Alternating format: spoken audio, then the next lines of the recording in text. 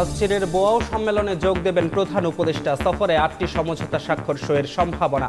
বিনিয়োগ বাড়াতে জোর, সুদ কমানো, ঋণ পুনঃতফসিল নিয়ে আলোচনার পরামর্শ। উৎসব উদযাপনে ফাঁকা হচ্ছে ঢাকা। মহাসড়কে চাপ বাড়লেও ভোগান্তিহীন ঈদযাত্রা।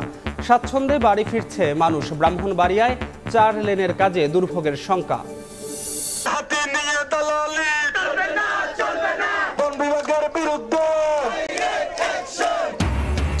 বন্য হাতির আক্রমণে অতিষ্ঠ চট্টগ্রামের 2 উপজেলার মানুষ। সড়ক অবরোধ করে বিক্ষোভ। 2 পাশে গাড়ির দীর্ঘ সারি।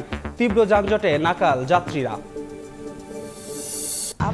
আমি কি করব, কষ্ট অনেকবার পড়ে গেছি, পড়ে গেলি যেমন পা ফুলে গেছে। দারিদ্র্যের দুষ্ট চক্রে শিশু শ্রম, দুরন্ত শৈশব হারিয়ে যাচ্ছে কঠিন বাস্তবতায়। বাড়ছে স্বাস্থ্য ঝুঁকি। লোক দেখানো নীতিমালা ও আইন প্রয়োগের অভাবকে দুষছে সংস্কার কমিশন। এবং হাজার মাসের চেয়েও শ্রেষ্ঠ পবিত্র লাইলাতুল কদর আজ। মহান আল্লাহর নৈকট্য লাভের আশা ইবাদত বন্দেগীতে রজনী পার করবেন ধর্মপ্রাণরা।